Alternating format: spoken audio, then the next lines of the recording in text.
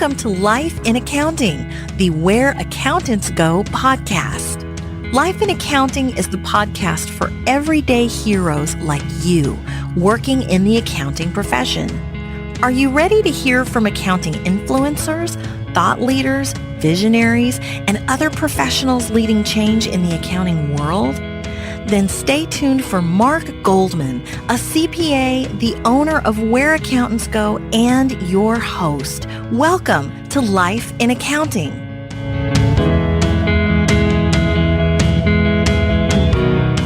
Back in 2010, I handed a gentleman my business card. Obviously at the top it said Schriver Carmona, and he looked at it and he looked at my name and he pointed to it and said, "Oh, so is this your dad here? And you're working for your dad?"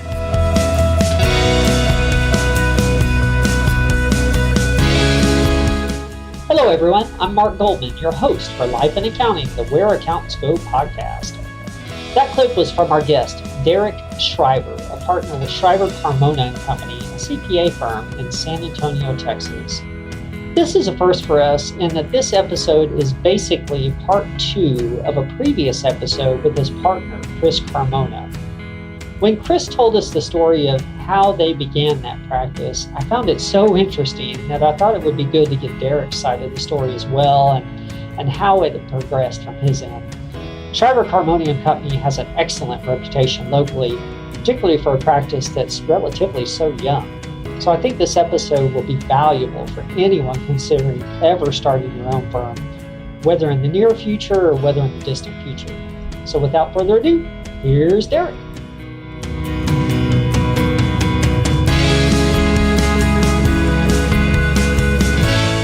Hello, Derek. Thank you for agreeing to be a guest on the show today. I know that it's coming up to busy season, so I really appreciate you taking the time out to record this for our listeners. Absolutely, Mark. I appreciate the opportunity. Oh, no problem. Well, after interviewing your partner, Chris Carmona, in mid-December, I thought it would be interesting for everybody to get the rest of the story. Just to refresh everybody's memory, Chris spoke about several aspects of the firm, but at least for me, one of the most memorable parts was that he said he got an email from you sort of out of the blue saying, would you like to go in with me and buy a practice? I assume there's a whole lot more to the story, and I'd like to find out more about your background as well. But if you don't mind, take us back to that time and what led you up to that point where you decided to go that direction. Sure. Just want to mention Chris did a great job, and my wife and I listened to it together, and he got about 99% of it right. He did leave one important thing out that my wife mentioned, but to kind of take you back to that point, at the time I was working at Valero. I had graduated in 2005 from UTSA with my accounting degree, went to go work for a CPA firm. I was actually Chris's replacement. I can't remember if he mentioned that or not, but I was actually Chris's replacement. He had left the firm to go to KPMG, so I kind of took over his seat, which is actually where I had met my wife. My wife was also working there in the accounts payable department and, was working with Chris for several years. And so, I joined to replace Chris. I probably only stayed there for about a year and a half, left that CPA firm to go work. I was doing audit at the time to go work for Valero's internal audit department. So I went from public to private. About 2 years into my time there at Valero, I started moonlighting on the side doing taxes, just trying to earn a little bit of extra income. I started off, family and friends, and it kind of grew. I was probably doing over the 3 years that I was doing this, I was probably doing about 75 to 85 tax returns on an annual basis. And it was about that point that I decided that tax preparation was kind of my passion. I enjoyed helping people. I enjoyed helping small businesses. And so I basically made a decision to either join a firm with my 3 years of experience in small book of business as a senior, maybe, or I was going to go out and try to acquire a CPA firm. At the time, the small book of business that I had wasn't enough for me to leave my full-time job at Valero and support a family. We had just bought a house around that time. And so there was a gentleman that I was working with. His name was Brandon Elkey. He sat behind me. He was an internal auditor, and he and I had plans to go out and try to find a CPA firm. And he lived in Seguin. I lived in, obviously, San Antonio. And so my wife didn't think that was a good idea for us to set up a practice in Seguin. So she said, because she was still working at the CPA firm, she told me, you need to call Chris. He's putting in a lot of hours. He looks stressed out. I'm not sure if he's quite happy. He had left KPMG to go back to that CPA firm as a manager, and my wife was still there at the time.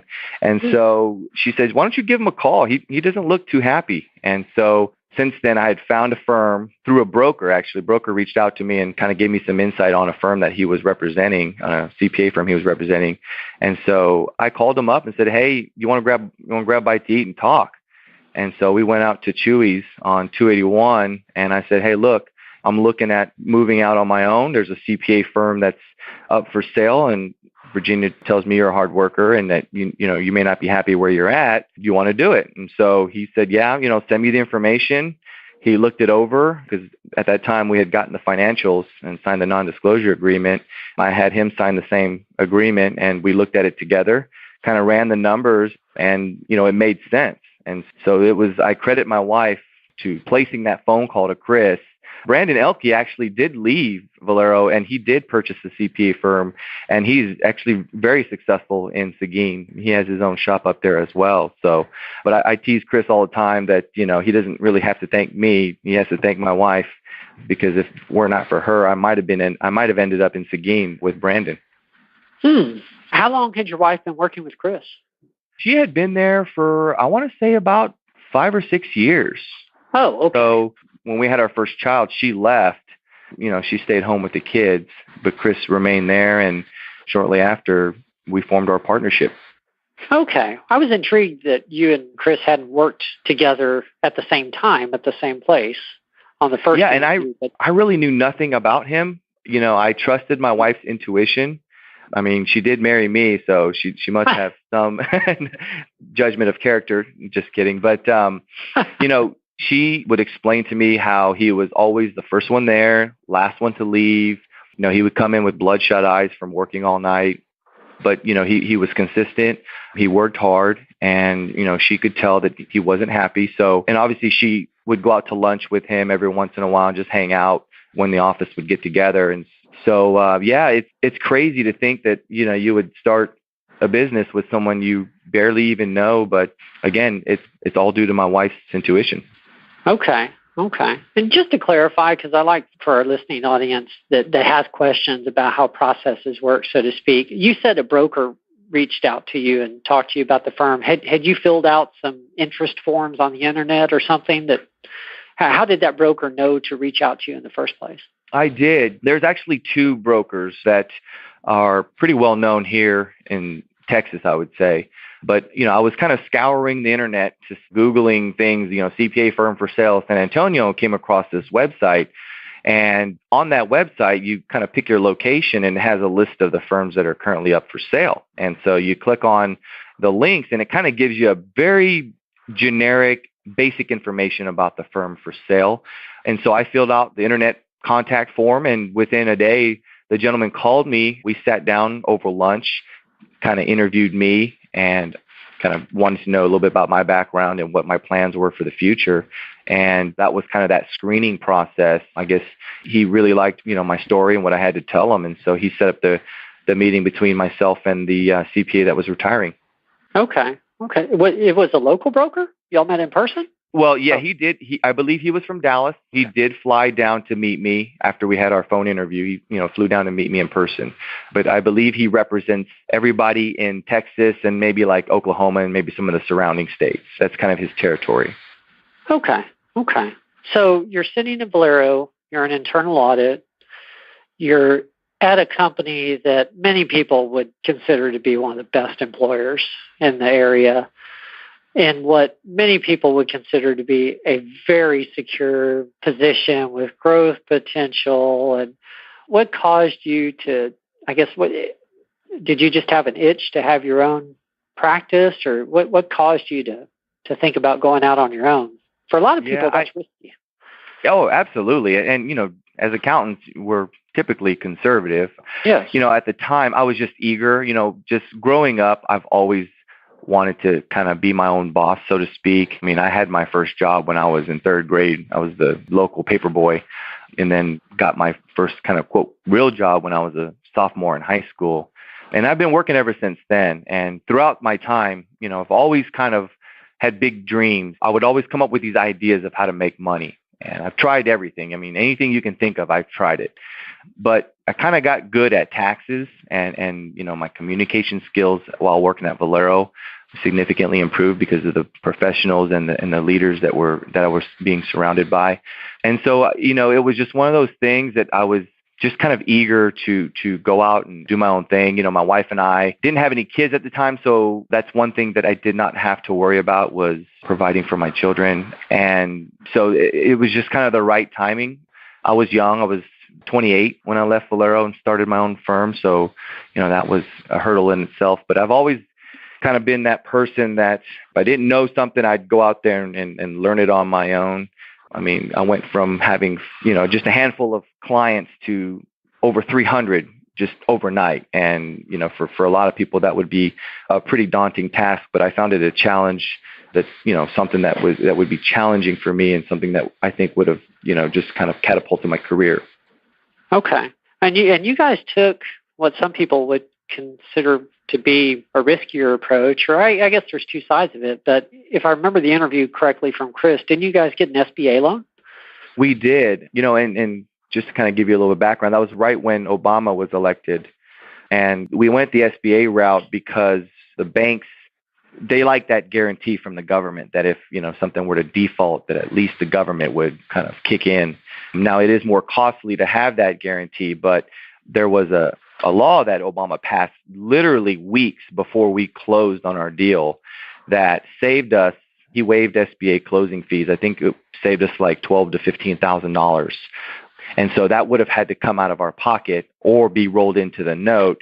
And so we really at the time said, well, if we can go either SBA or conventional, and from a cost perspective, there's no difference, but from a bank's perspective, they're willing to loan on the SBA side, then we said, let's do it. With that process comes a lot of background checks. We had to submit fingerprints, credit checks, background checks, criminal history, all that good stuff. And the process took a lot longer because of all that, but that was almost our only option because we didn't have a book of business already that was significant enough for a bank to go out and do a conventional loan. Okay. What advice would you have for someone that's looking to purchase a practice? Maybe they're earlier on in their career like you were and they're entrepreneurial and they're thinking about doing the same thing you did. Any advice you'd have for them? Anything you would have done differently? Yeah. I've got tons. Well, I don't know. I don't know if Chris mentioned this, but we've actually done this twice. We did our first one in 2010, and then we did another one in 2012. And I've learned a lot over those past two transactions. I would say if you're young, you're going out there and you want to shave off plenty of years of your working life, because that's basically what you're doing. You're kind of trading debt for hours or years of service, because it takes a long time to build up a big book of business. If you're going out on your own and you're doing it by yourself, it's going to take some time. So have patience. But if you want to kind of jump into it with 2 feet, then go out and get some debt and find the right firm. I think once you do find that right firm, there's a couple of things you definitely want to do. The first thing you obviously want to do is interview the CPA that's retiring.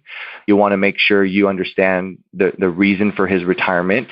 You want to discuss staff makeup. What's the turnover like, at the firm? I think that's pretty telling of the type of environment that you're getting yourself into. You want to identify any industries or clients that constitute a big book of the business. You want to discuss what type of billing arrangements he has with his existing clients. And then you also want to discuss kind of the transition of the timeline and kind of what he or she is committing to upon execution of the transaction. So kind of once you lay all that out and you get comfortable with this person's character and the type of office he's running, you want to do your due diligence. You want to obviously request financial statements, tax returns. You want to review trends in revenue, review fixed variable costs, client retention rates. One thing you definitely want to do is you want to, what the banks call, you want to put a shock test to the financials. And basically what that means is, okay, let's assume that expenses remain relatively flat. What happens if 10, 20, 30% of your revenue falls off? Would you still be okay in those situations? You also want to identify, what types of leases and commitments this CPA has and whether or not those are transferable. And then lastly, you want to identify the cutoff of accounts receivable, because when you're stepping into this CPA's shoes, there's going to be some money that comes in that basically is his money, Yeah. And so you're going to have to plan for those few weeks of really not getting any money. And so making sure you have adequate line of credit established. And then once everything is done, the documents are signed, then you want to talk about how we're going to communicate this to the clients. In both of the deals that we had, we sent out dual letters in the retiring CPA's envelope. So basically 2 letters, one on each letterhead. CPA's letter explained kind of the reason for retirement and the reason why the particular CPA was selected as the successor. And then our letter basically introduced ourselves and kind of assured the clients that nothing's going to change. We're not going to increase or decrease fees in terms, processes and things of that nature will stay the same. We put a 2-year timeline on it. So we said for 2 years, we're not going to change anything, because we didn't want clients to get scared and not even give us a chance. You also want to split those clients up into kind of ABC buckets. And, maybe you meet with your A clients, you phone call for your B clients, and maybe just a letter to your C clients. And so that's also very important. So I would say that would be some pretty good advice that I think that we've learned over the past 2 transactions, that, if you're going to do this, make sure that you go through those processes. Okay. I'm curious, did the broker give you any idea of what typical retention is like with your client base? Is there any rule of thumb? For instance, 80% of the clients generally stay with the firm, or do they give you any idea, or is it pretty much case by case? No, they didn't.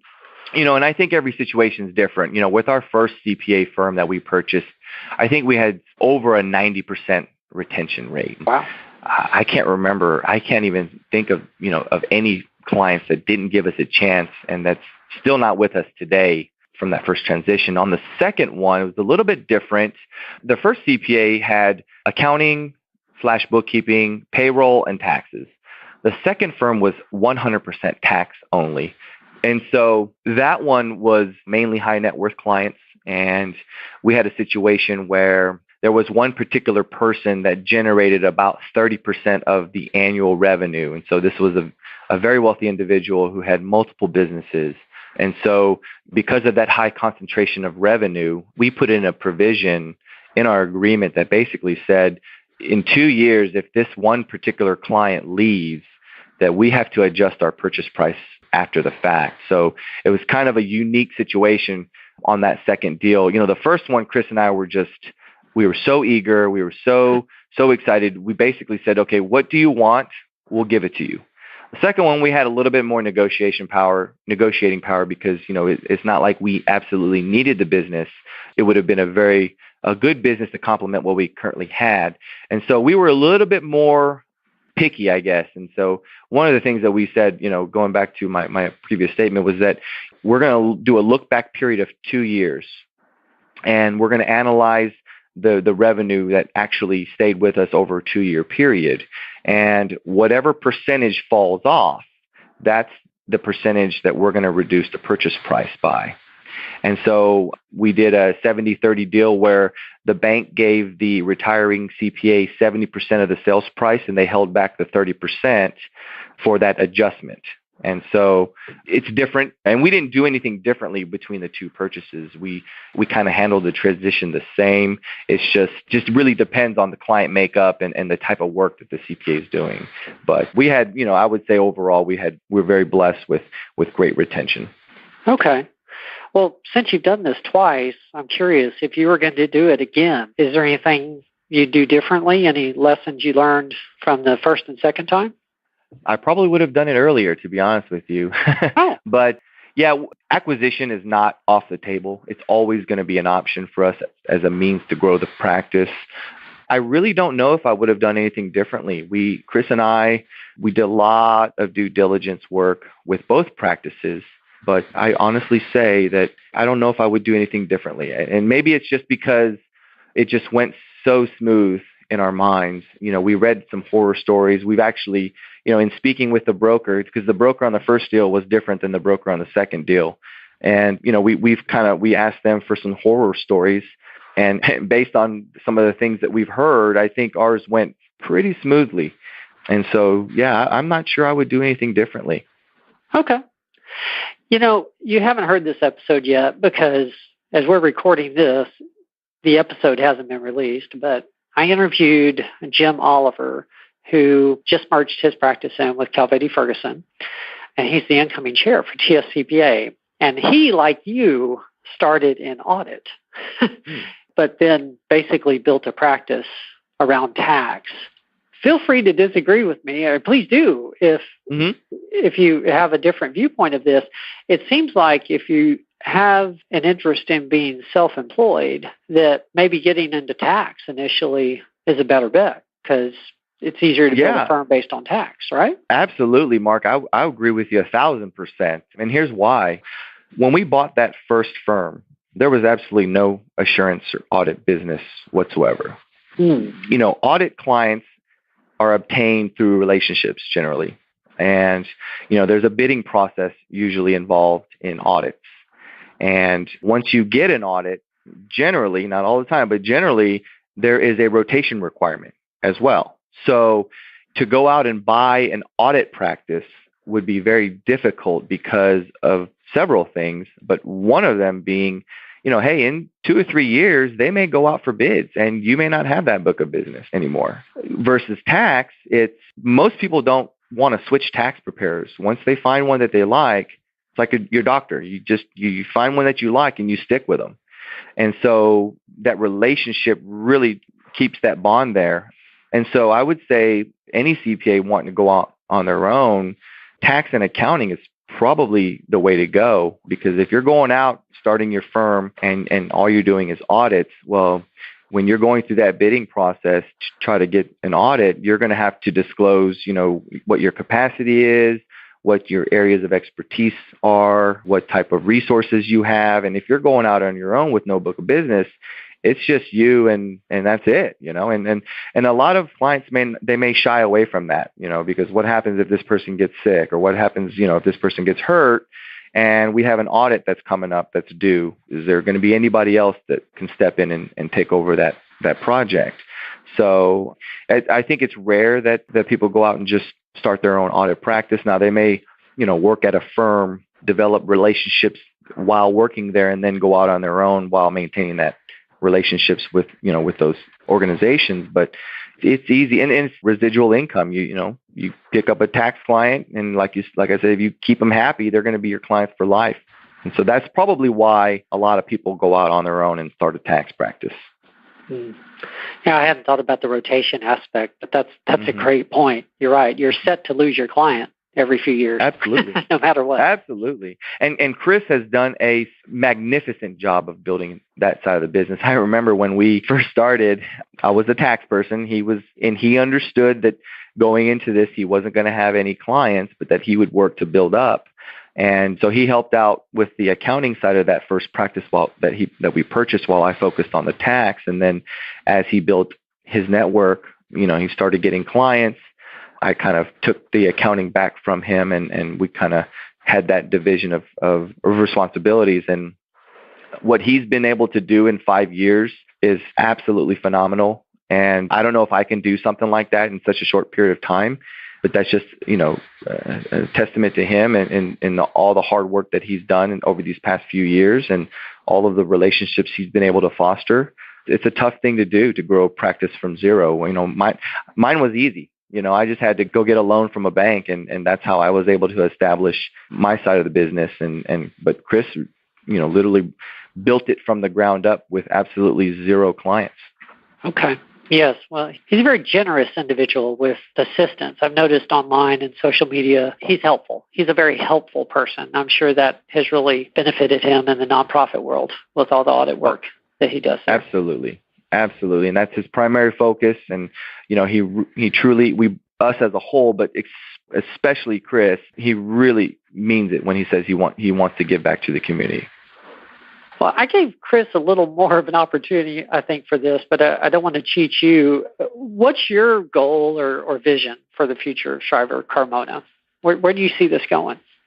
Well, I mean, ultimately, I think I'd like to create a legacy, something that my children, my nieces, my nephews can look forward to if they desire, if they have that passion.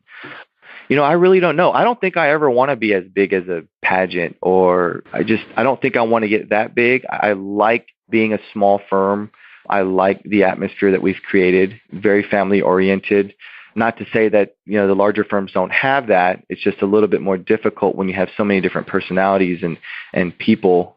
But I would say that, just to keep chugging along until my kids are ready to take over. And hopefully that's the direction that they want to go and follow in their dad's footsteps. I have a nephew currently at UTSA. His name is Michael Robles. He's studying accounting. Initially he wanted to be an engineer, and I kind of persuaded him to explore the accounting world.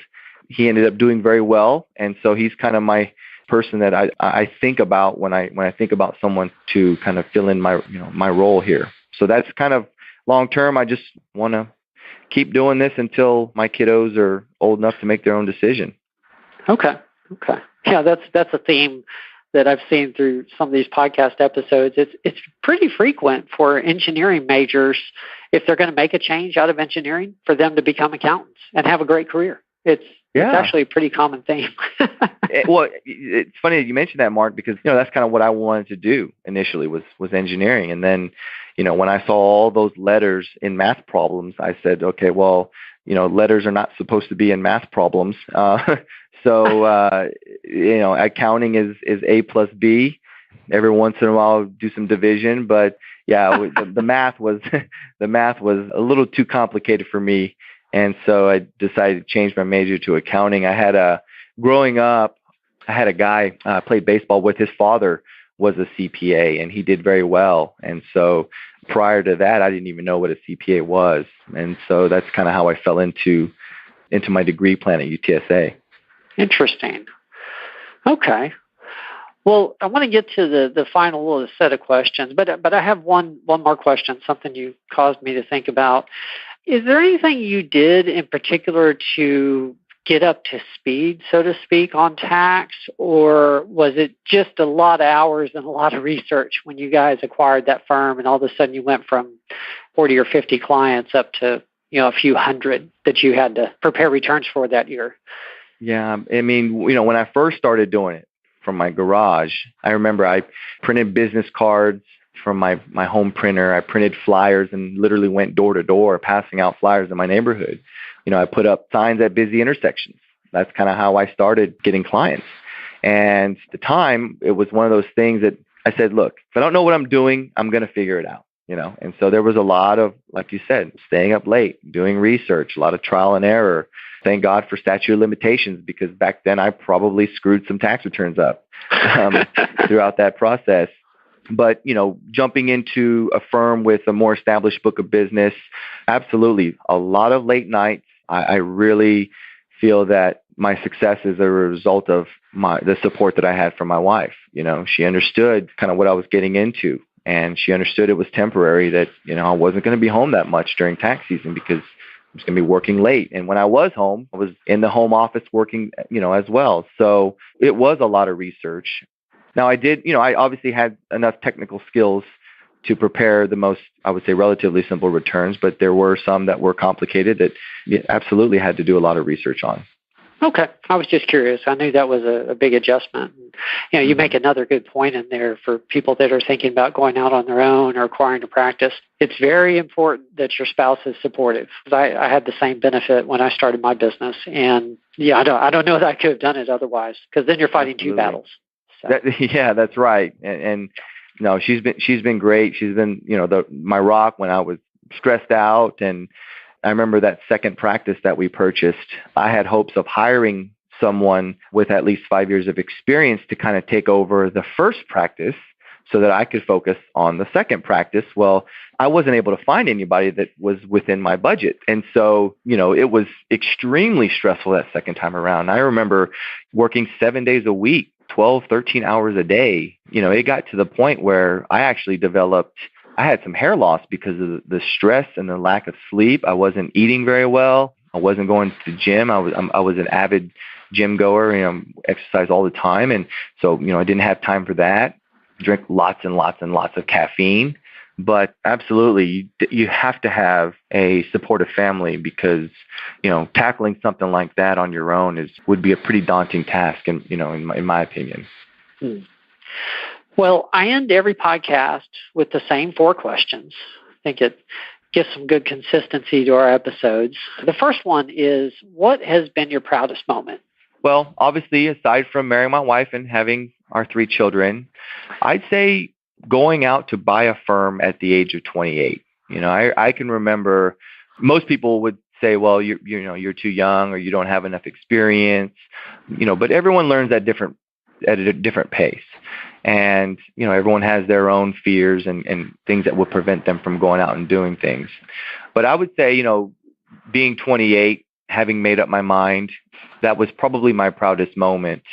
And, I remember when we started visiting clients back in 2010, I handed a gentleman my business card. Obviously at the top it said Schriver Carmona, and he looked at it and he looked at my name and he pointed to it and said, "Oh, so is this your dad here? And you're working for your dad?" Yeah, that was a kind of a punch to the gut, but it was something I knew I was going to have to overcome. It was a hurdle that I was going to have to overcome. That my age and the way I look would correlate to inexperience, but it was just something I had to prove to the clients that I knew what I was doing and that I would take good care of them. Oh my gosh! Wow, that's classic. Wow. What did you say? I'm just curious. Do you remember? No, I kind of laughed and I said, "No, that's me. I know I look young, but trust me, I have the experience and we'll take good care of you." But I think he was a little embarrassed but I try to brush it off as just being a misunderstanding. Wow. Well, tell us about a mistake you made and what you learned from it, of course. And frankly, the bigger the better. Sure. Actually, similar to Chris's, my marriage proposal I wish I could have done that over again. I won't go into details. But it was, I could have did a better job. And my wife teases me all the time, but one day I'll make it up to her. But in terms of career-wise, I think my biggest mistake was thinking that I can do it all by myself. Going back to that second transition, time was up. I couldn't find anybody. Rather than reaching out to a recruiter such as yourself or maybe other CPA firms that could lend me some capacity, I figured, what, I can do this. And I did it. Don't get me wrong. It's just I sacrificed a lot that year in terms of sleep, in terms of being home with the kiddos and my wife, and I dropped some balls as a result of all the work that I had to do. But that was probably one of the biggest mistakes that I made. I think thinking back, I probably would have started that process a little earlier in terms of trying to find someone to help.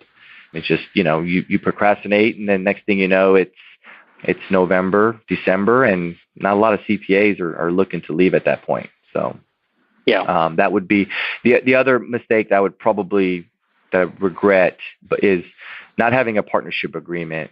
And, when you're starting out, not to say that anything, between Chris or I happened, but, we did have a third partner at some point. I'm kind of airing out some dirty laundry, but, when we first started, there were actually 3 partners, and, we were all buddies. And of course, it's not about the money until it's about the money, but we didn't have a partnership agreement on that first acquisition. On the second acquisition, the bank actually required it. So I went out to Google and I just Googled partnership agreement, found a generic template, changed the names and dates, and the 3 of us signed it and sent it off to the bank, not really thinking anything of it. And I think it was a couple of years later, or a year later or two, one of the partners decided to go in a different direction. And had it not been for that partnership agreement, things might be different. And so that is one, I guess, mistake that I avoided, and maybe another recommendation to anyone out there going into business with another person is they could be family, they could be significant others, but just have it in writing, because like they say, it ain't about the money until it's about the money. Sure. Yeah, I think that's pretty common actually for people, because you're so excited about starting the business in the first place and getting it going or acquiring that you're thinking, well, the rest of the details we'll just take care of later. And, That's right. Absolutely. Yeah.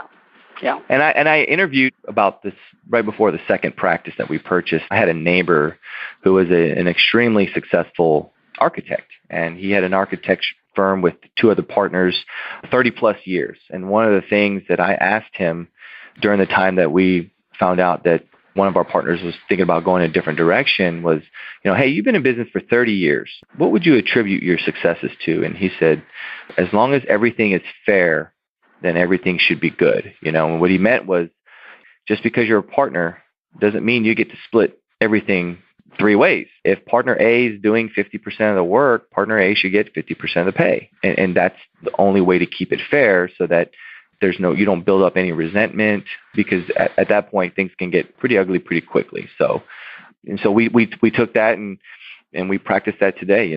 It's as long as everything is fair, there should be no problems. Okay. Well, who's been the biggest mentor or biggest influencer so far in your career? I've had several at different stages of my life.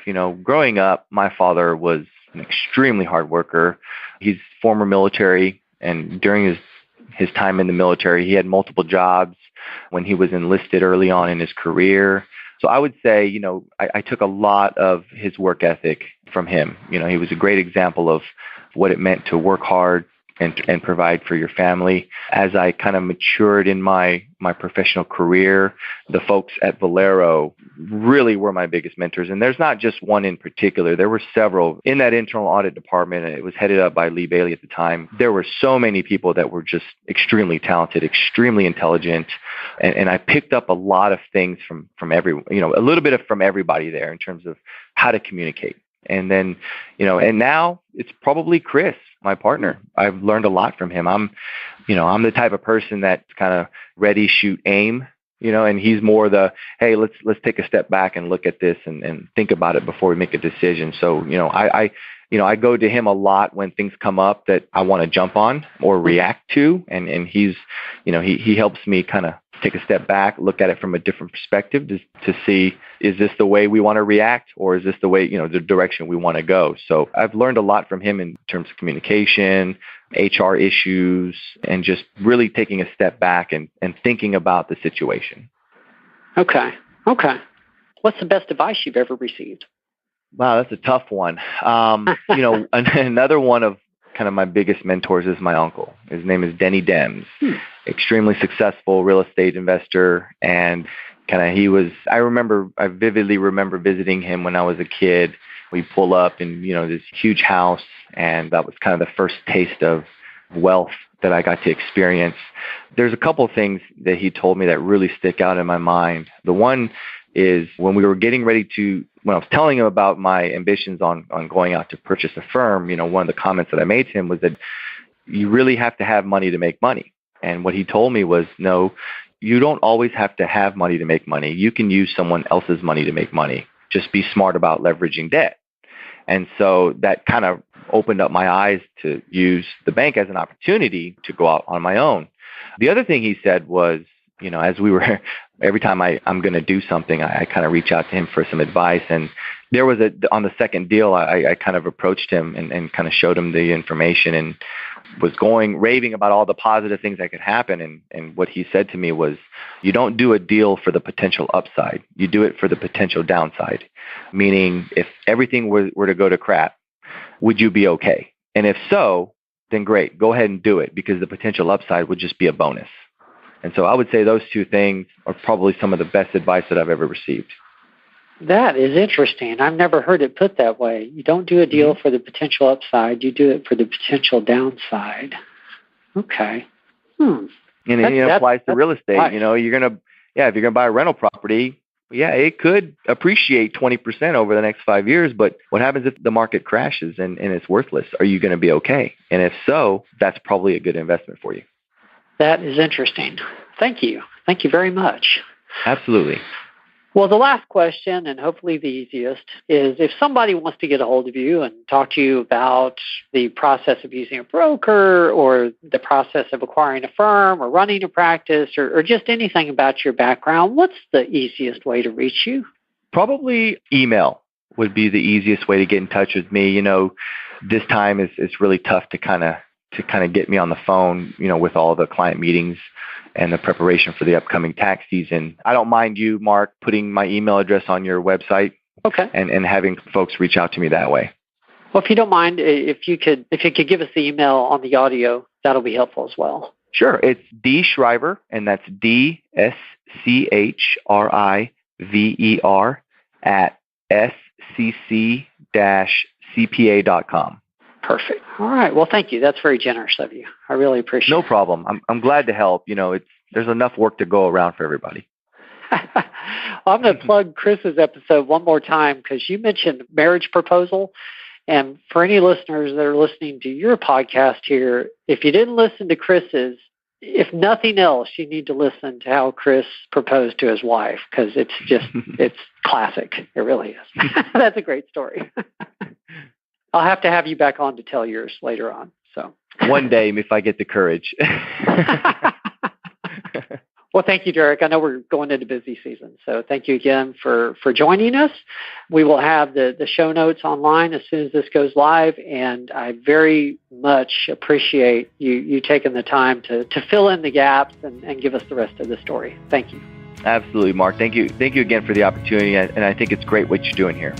Thank you. Well, we'll talk to you again soon. Yes, sir. Have a good night.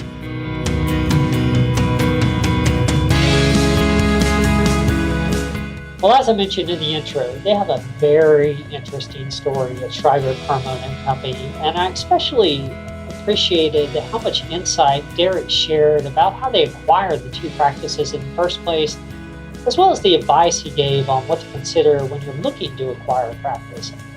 If you haven't yet visited our homepage at www.whereaccountantsgo.com, you can find links to previous episodes as well as a job board and an events section for accounting associations across the state. Thank you again for joining us for this episode of Life in Accounting, the Where Accountants Go podcast. We'll see you next week. There's more to come.